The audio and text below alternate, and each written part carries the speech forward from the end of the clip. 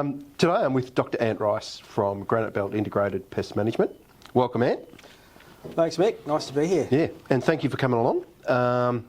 You're here for a few other reasons, so you've got family as well, and our association goes back a long time, so we went to school together, just as a bit of background.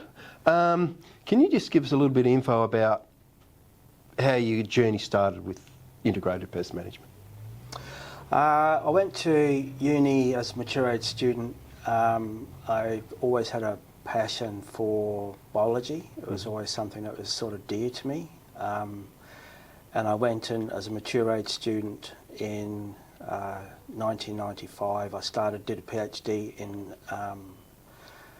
insect ecology, specialised in reproductive ecology of parasitoids. So it's given me a background for IPM that not many people have. Often IPM practitioners come through a different pathway, so it gives me an insight into, I guess, ecology of insects in an agro-ecosystem and how we can apply that knowledge to better manage our pests.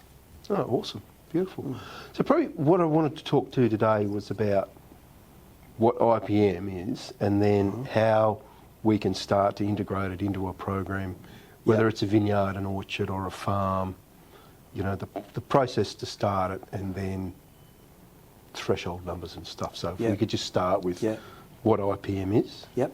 Well, IPM has had a few meanings and it's quite a loose definition, but basically it's a term that became very popular in the 70s, early 70s, and it's the idea behind IPM is to try and use as many different approaches to pest management as are out there. So you're not just relying on one particular system for managing your pests. So it can include things like resistant varieties, encouraging natural enemies in your crop.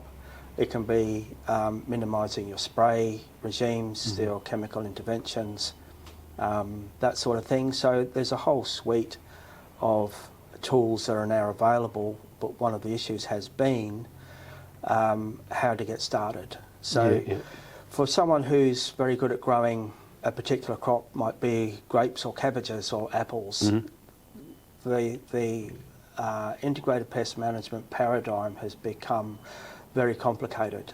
So for someone who wants to get started, the whole idea of reimagining your landscape and planting flowers and minimising harmful pesticides and introducing biological control agents becomes, I think, prohibitively difficult and can be an impediment to uptake. So it just makes it too hard. So just makes it too hard. Where do you start? You've got up in the morning, you've walked out to your shed, you know, what can I do to get this started? And what I found, just through experience, is there is a whole bunch of stuff you can do that doesn't require any cost, doesn't require any change of infrastructure, and it's the first steps to get you thinking differently about how you manage your pests, that you can do all of this before you even jump on the whole IPM journey. Yep. So it involves things like if you had to go out to your chemical shed and rearrange all your insecticides in a row so you have the highest numbers first going down to the lowest numbers, and then you imagine that is over the lifespan of your crop. So you're starting off with the highest numbers, and the reason you would do this, when I say highest numbers, I'm talking about the mode of action number. So so your organophosphates, and your carbamates, your organochlorines, they're all 1s, 2s. Yeah, okay. So group 1, 2, 3, yes, 4. They tend to be very broad spectrum. And the reason you wouldn't want to use them early in your crop especially is that you kill not only your pests, everything, but you kill everything. And the real trick behind all of that, the thing that a lot of people don't realise, is that the recommended rate for chemicals, for insecticides, they're designed to kill the recommended label rate, which is what you legally have to stick to, is recommended to kill 95 to 98% of your pests. So if everything's going well and you've got your whole spray regime really nailed down, you're getting great coverage, you're still going to end up with a residue of pests in your crop, but no natural enemies there to suppress them when they start get going again. And it's one of the ironies of our management systems is that your pests tend to be less susceptible to these broad spectrum insecticides than your natural enemies. Yep, than the beneficials. Yep. Yes. So So you then end it- up with a residue there and nothing there, no pressure on them, so they're just going to build up and you're going to have to spray again. So by changing the way you approach your pesticide applications, your insecticide applications, you can then, if you go very gently, there's some really good products out there now. They might be a bit more expensive, but they're well worth it because over the course of your crop, you'll spray a lot less. And what that means is you can attack your pest and leave all your beneficials intact. Yep. So you've got that double action happening and you end up with a relatively stable population of increased biodiversity in your crop. And that's without even introducing them. So if you wanted to go a step further, you spray gently, you can start introducing your natural enemies as well. So, Yep. but you don't have to go that far. Often there's enough background control for you to see the benefits. Yep. So then, depending on the crop, what's the best way to start looking to identify what's there? So then, for arguments... That's a good question, and it's another thing that's been overcomplicated in IPM. A lot of, if you look at a lot of the material available, one of the comments that we often make, and I've been guilty of it myself in the past, IPM practitioners will say, correct identification of your pest is essential. Now, a grower looking down a microscope, first of all, isn't going to happen.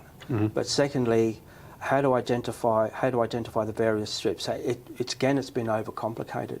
So most growers will know and be able to identify their top 3 pests.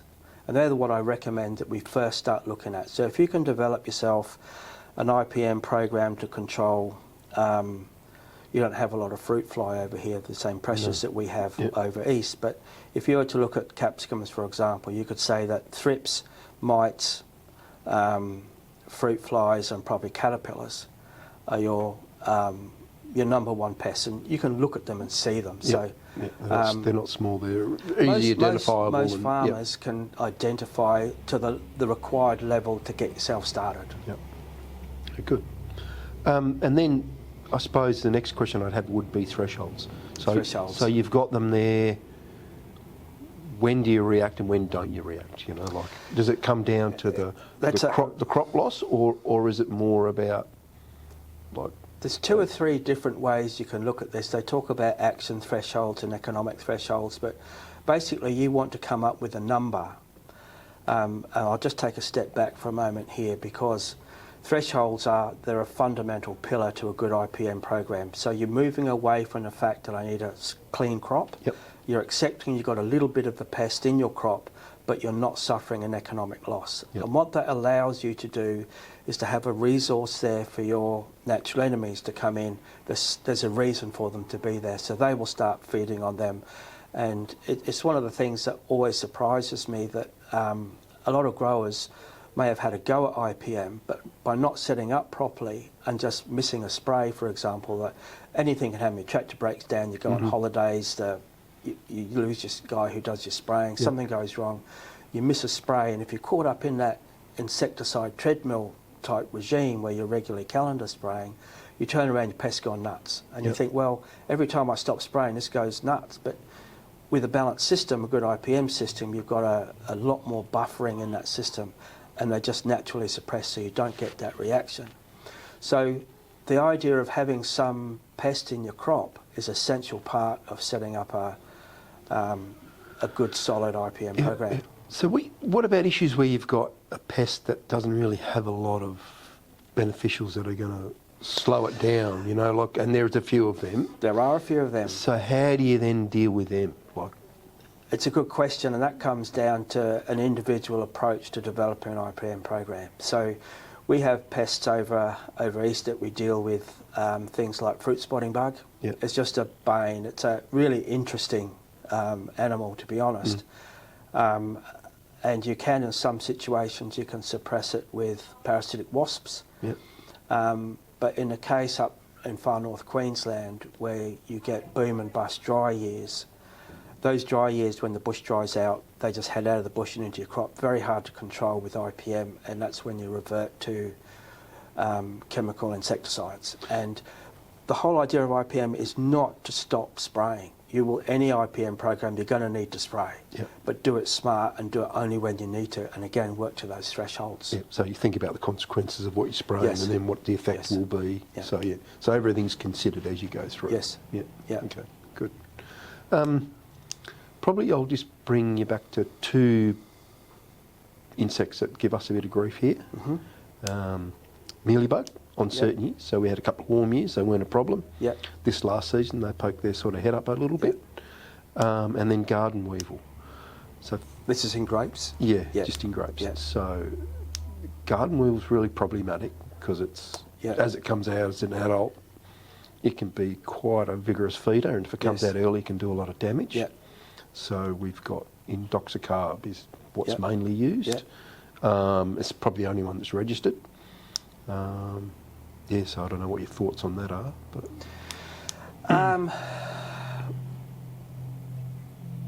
Garden weevil is one of those things that if you start to understand its life cycle, you can improve your spray programs out of sight.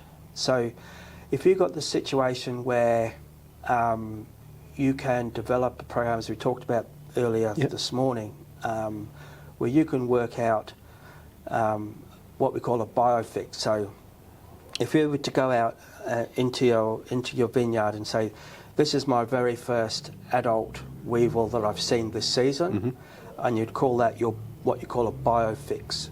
If you then take the data, and I'm pretty sure in South Africa that the work has been done on this insect. It might be slightly different here because it's been separated for a while, but it'll be a good starting point to work on.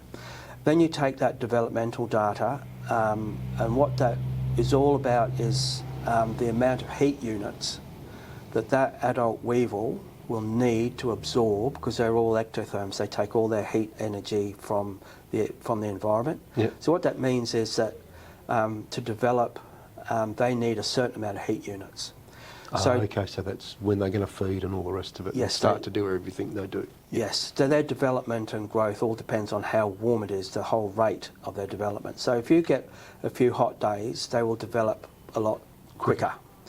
So if you're recording your maximum minimum data, and you can do that easily from your own weather station, you can feed that into a model, and that will tell you when that very first adult that you've seen is ready to lay her eggs. And if you spray after that time, you're going to set yourself up for problems further down the track. If you can then balance, you know that that adult has not yet started to lay eggs, but you're starting to get damage, you've hit a threshold, as we talked about before, then that's when you apply your spray. If you wait till after it's laid eggs and you then start putting your spray on, you've set yourself up because you've already got that problem coming in for next year. So eggs are already So you need to spray happening. before they've laid their eggs. And that's the sort of thing that, if you can get right, can radically improve management of a pest like that. And we're also doing some trials this year. You came out with me yesterday looking for the larvae with the fungus we're trying out. So hopefully that can do some good. So we've got that in about a dozen different sites, and we can monitor that as it goes through. And if we can standardise those tests when you're digging them up and start sieving that soil, I reckon you can definitely look at before and after. You get that direct comparison. It's it'd be a really useful tool. And it's going to help a lot of growers. And then mealybug. Probably what I'd ask you there would be. Is this long-tail mealybug? Which is what we have here. Same.